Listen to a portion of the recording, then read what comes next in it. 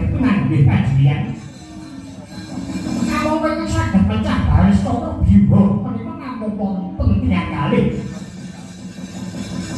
Setunggal Yayi Janaka kaping kalihipun anak kula pun Abimanyu.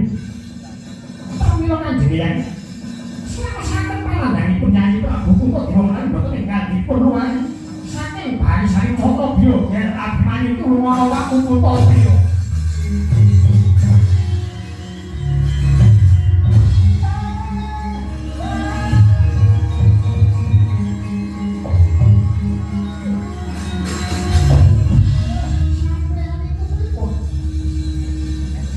Eneng apa?